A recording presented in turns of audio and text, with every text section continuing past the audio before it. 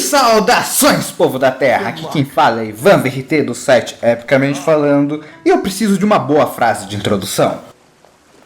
Pois bem, senhoras e senhores, é com a mais imensa alegria que eu anuncio que o Mitografando, enfim, está de volta. O programa que é ótimo em mitologia, mas que faz jogadores profissionais de Smite chorarem de vergonha, está de volta. E uma coisa que eu tinha notado nos meus vídeos anteriores era que eu só falava de deuses gregos. Então eu resolvi nesse vídeo mudar um pouco e falar sobre um deus egípcio. Afinal de contas, é da mitologia egípcia de onde vem minha grande paixão por mitologias e religiões. Eu mesmo sou um quemético. Porém, uma coisa que me veio em mente enquanto eu estava pensando em qual deus eu iria falar é que hoje a maior parte das pessoas realmente não consegue compreender a religião egípcia e seus deuses. O comum é que as pessoas tentem helenizar os deuses egípcios, tentar dar características gregas para o panteão egípcio, o que é um erro muito grande. Então, para tentar resolver esse problema, no vídeo de hoje eu irei falar mais sobre a história e o desenvolvimento e algumas das características principais da religião dos antigos egípcios. Eu já sei o que muitos de vocês devem estar pensando nesse momento. Ah, Ivan, você vai comprar Meditation, esse item não serve pra nada, não compra isso, não compra aquilo, galera. Eu já falei isso antes e vou deixar bastante claro. Eu não me importo com itens, eu não me importo qual item é mais útil que o outro. Eu nunca fui um grande jogador e, pra ser honesto, eu nunca quis ser um grande jogador e eu nunca disse que eu era um grande jogador. Meu objetivo com esse canal não é apresentar partidas maravilhosas e sim falar um pouco sobre mitologia. Então, desculpe aí o pessoal que vai se decepcionar comigo, mas vocês estão errados por terem criado expectativas falsas, ok?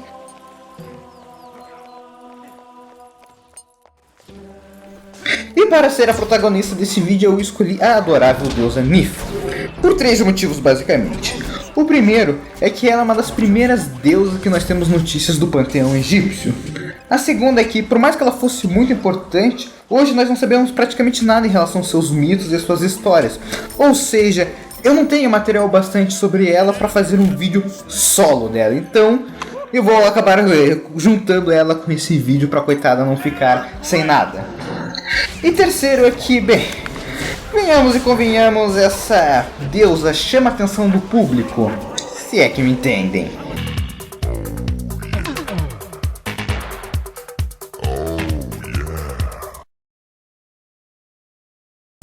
E como de costume, eu troquei a trilha sonora do jogo para músicas semelhantes da época. Porém, se não é simples encontrar músicas da Roma Antiga e da Grécia, as do Antigo Egito são muito mais complicadas. Tudo que sobrou delas são alguns instrumentos encontrados em tumbas, pinturas nas paredes e alguns indícios que comprovam que os antigos egípcios foram o primeiro povo a desenvolver as escalas musicais. Sabe, né? Dó, Ré, Mi, Fá, Sol e daí por diante. Como não sobrou nenhuma partitura ou algo do gênero, fica complicado saber como era a música dos faraós. Ou seja, a maior parte das pessoas acha hoje que a música dos antigos egípcios na verdade era equivalente à música que é tocada hoje pelos árabes. O que, como acabei de falar, não é uma verdade.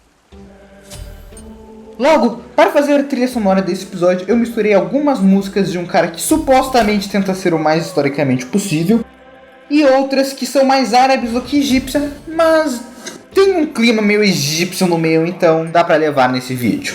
Então chega de papo furado e vamos logo ao que interessa.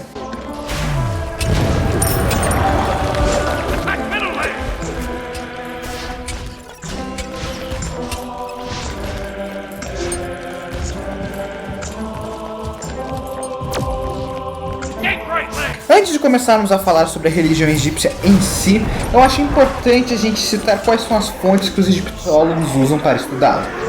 Elas são basicamente 4. Primeiro, os monumentos, pirâmides, templos e tudo que é grandioso e que carrega consigo inscrições e a visão que os egípcios tinham de seus deuses. A literatura, textos escritos, artefatos e, obviamente, as famosas múmias. Essas são as principais fontes que os egiptólogos usam para compreender tanto a sociedade quanto a religião egípcia. Sobre os textos escritos, um comentário importante deve ser feito. Por mais que tenhamos inúmeros documentos religiosos, temos pouquíssimos mitos narrando os feitos e histórias dos deuses em si. Tanto que a história mais famosa desta mitologia é o confronto entre Hero e Sete, ou, pelo nome grego, Horus e Sete. E o único relato que temos dela vem de historiadores gregos, o que nos faz pensar que muitos elementos desta história provavelmente são mais gregos do que egípcios. Bem, para se compreender o surgimento da religião egípcia, é essencial conhecer a história do surgimento dessa civilização. Todo mundo já ouviu a famosa frase: o Egito é uma dádiva do Nilo. Isso se deve a um único motivo. Simples, é uma frase correta. Pouco sabemos do período conhecido como Egito Arcaico, mas o que sabemos através de restos arqueológicos e fósseis é que inúmeros povos e tribos começaram a se reunir ao redor do Nilo para construir suas primeiras cidades, e essas pequenas cidades eram lideradas por pequenos regentes. Outro nome dado a esse período é pré-dinástico, já que seu fim se deve com a chegada da primeira dinastia de faraós com o faraó Menes, mas vamos falar sobre ele depois. E em uma data que não temos como calcular, essas pequenas cidades aos poucos se tornaram dois grandes reinos, o Alto Egito ao sul e o Baixo Egito ao norte. E com o passar do tempo, esses dois reinos entraram em conflito, até o Alto Egito triunfar e Menes se tornar o primeiro faraó. A história do triunfo desse líder se encontra na famosa placa de Númenor, um outro nome atribuído a esse faraó, que francamente merece um episódio do Historiografando somente falando dela. A religião egípcia vai seguir passos semelhantes. No início, cada uma das pequenas tribos vai ter suas próprias deidades e panteões. Enquanto uma cidade conquista a outra, os panteões vão se misturando e alguns deuses vão ficando mais fortes e populares, subindo na hierarquia divina. Ou seja, cada cidade tem o seu deus. Quando uma cidade conquista outra cidade, o deus da cidade derrotada ou vai ser eliminado, ou vai aparecer como um ajudante, um secretário, algum posto inferior do deus que venceu, ou algo do gênero. Dessa maneira vai se formando aos poucos os panteões. Algo relativamente semelhante com o que aconteceu no início da história dos antigos gregos. Porém, uma das características mais importantes que surge nesse início e que vai perdurar até o fim da história egípcia é o fato que os egípcios nunca vão aceitar uma verdade absoluta. Ao contrário do que acontece hoje com o cristianismo e outras religiões monoteístas, não existe a noção de palavra verdadeira e definitiva. Para os antigos egípcios, não existia problema algum se as histórias dos deuses se contradizessem. Tanto que existem vários deuses que cunham o título de grande deus criador dos homens, como por exemplo Ptah, Amen, Ra e dentre muitos outros. O que acontecia é que o faraó e a população podiam favorizar o culto a um deus que lhe interessasse mais. Por exemplo, a dinastia dos Ramsés seria descendente do deus Sete, logo o culto a esse deus foi mais valorizado. Porém, por mais que os egípcios pudessem favorecer a um culto específico, isso não significava que o deus em destaque era tido como verdadeiro e os concorrentes como mentira. Isso somente vai acontecer com a reforma religiosa de Akhenaton. Porém, o fato dele querer impor o seu deus como o único verdadeiro é um dos principais motivos pelo total fracasso de sua reforma. Mas eu estou me adiantando bastante. Voltamos ao período inicial da religião egípcia. Não temos muitos relatos e evidências escritas e visuais do período pré-faraônico, mas algumas pinturas antigas nos dão indício de algumas características de como funcionava esse culto primordial. As divindades aparecem dentro de pequenos altares, enquanto as principais personalidades da cidade fazem oferendas a elas para obterem favor. Esse ato vai ser a base da tradição do faraó sempre fazer oferenda e culto aos deuses para que estes continuem a favorecer o Egito. E nesse momento inicial, nós temos os deuses aparecendo principalmente em formas animais. Isso provavelmente se deve ao fato que o homem antigo era completamente submisso à natureza. O risco de ser morto por animais era muito grande. Logo, esses eram vistos como divindades e ao serem cultuados, eles poderiam parar de importunar as cidades. Mas com o desenvolvimento das cidades, das armas e das tecnologias, o papel se inverteu. Os homens não temiam tanto os animais, e os deuses começaram a ganhar características humanas. E enquanto alguns se tornaram humanos com partes animalescas, outros eram de fato completamente humanos. Importante ressaltar que os antigos egípcios nunca deixaram de respeitar e temer a natureza. Afinal, como eu disse, muitos deuses nunca abandonaram suas facetas animais. Outro motivo para os deuses terem formas humanas em si era demonstrar que os deuses fazem parte de dois mundos, o mundo divino E o nosso mundo, o mundo carnal? Na verdade, todas as representações dos deuses são maneiras de tentar apresentar as divindades de uma maneira que os humanos possam compreender. Pois, a verdadeira forma deles, como eles realmente são no outro mundo, é algo que o ser humano nunca pode sequer imaginar. Um conceito que, diga-se de passagem, também se encontra na cultura grega, onde, se um mortal visse a verdadeira forma de um deus, ele será completamente desintegrado. Voltemos ao Egito então. Enquanto tínhamos pequenas divindades locais que protegiam uma cidade ou uma região, tínhamos também o surgimento das divindades universais, que eram responsáveis por reger todos os mortais. Essas divindades eram Ra, o Sol, Geb, Nut, Ptah, dentre outros. Com tamanha pluralidade divina, acabou surgindo nos deuses outra característica marcante que são as suas facetas. Uma faceta nada mais é do que uma maneira que o Deus escolhe para se revelar para a humanidade. Vamos usar como exemplo um dado de 6 lados. Imagine que você está com esse dado em sua mão e olhe para o número 6 e depois para o número 3. Esses números são completamente diferentes entre si, mas mesmo assim fazem parte do mesmo dado. As facetas de um Deus seriam como as faces desse dado. Podem ser diferentes, mas ao mesmo tempo são parte do mesmo ser. Da mesma forma que nós não podemos olhar para todos os 6 lados ao mesmo tempo, não temos como olhar com totalidade aos deuses, a forma dos deuses, pois isso seria ver suas verdadeiras faces, e como eu já disse, é algo impossível para qualquer mortal suportar tamanha visão. Um caso bastante famoso de facetas é da deusa Sekhmet, uma deusa criada para punir os homens, completamente sanguinária e destrutiva. Mas, se for embebedada, tinha sua faceta mudada para Het-Het, ou Hathor, de acordo com o nome grego dela. Uma deusa de amor, festa e fertilidade. Por sinal, acabei de levantar 2 pontos interessantes. O primeiro é que o nome que hoje chamamos a maior parte dos deuses egípcios, na verdade foram dados pelos gregos. E eu pessoalmente acho isso um pouco injusto. E por isso prefiro usar os nomes egípcios, os nomes que os antigos egípcios usavam para denominar seus deuses.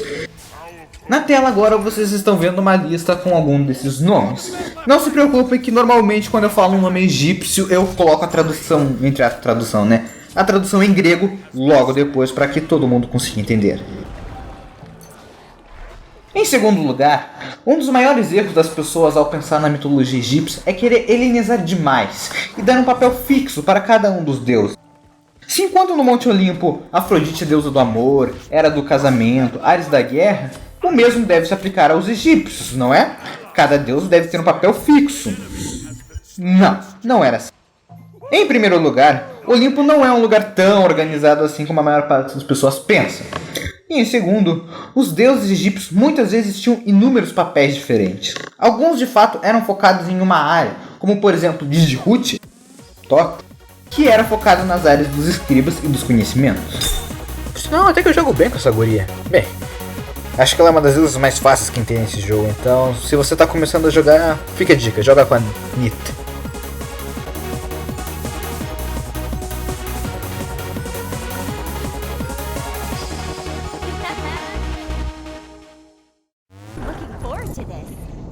Mas a Zet, Isis, por mais que fosse uma feiticeira poderosíssima, nunca teve um papel fixo e claro em uma certa área. E mesmo assim, ela era uma deusa imensamente cultuada. Pois bem, voltemos à história religiosa então.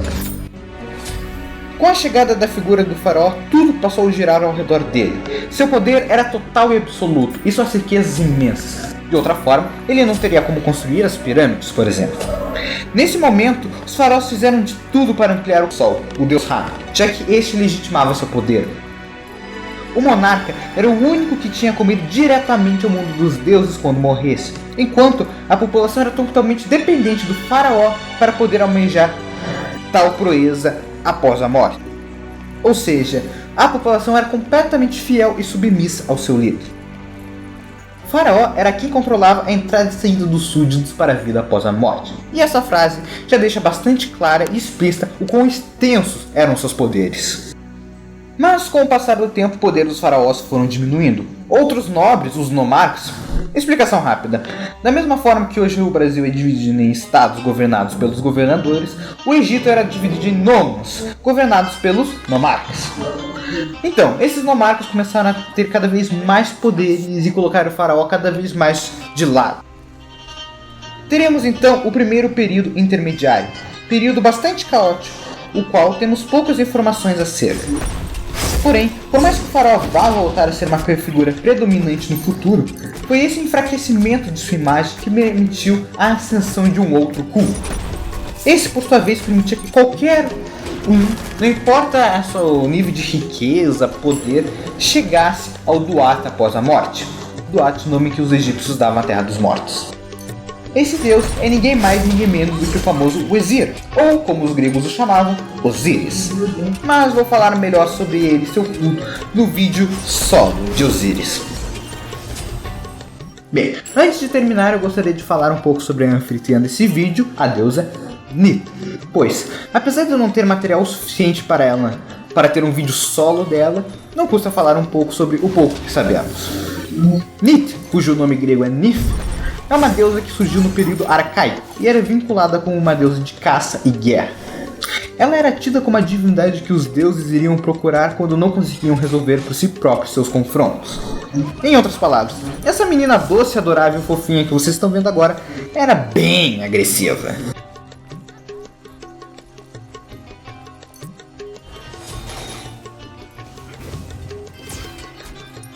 Nit era uma deusa bastante antiga, já que ela teria se unido ao nada e assim ter se tornado a mãe do deus Ra. Em outras palavras, ela é mais velha do que todos os deuses e deusas. O símbolo que ela porta na cabeça representa 2 arcos com suas refletivas cordas, mais uma referência óbvia ao fato de ela ser uma deusa das caçadoras e da guerra. Ela também era tida muitas vezes como a criadora dos seres humanos e a inventora da tecelagem, o que fez com que os gregos a associassem com a deusa Atena. E eu não vou negar, as duas têm bastante coisas em comum, por mais que à primeira vista não aparente isso. Seus principais centros de culto eram as cidades de Sais, onde supostamente ela estava durante a criação do mundo, Mênfis e Esna. Pois bem, meus caros e minhas caras, esse foi o Mitografando de hoje. Eu espero que vocês tenham gostado. Em Rotep, e aqui quem fala é Ivan VRT, e eu não tenho mais nada a declarar.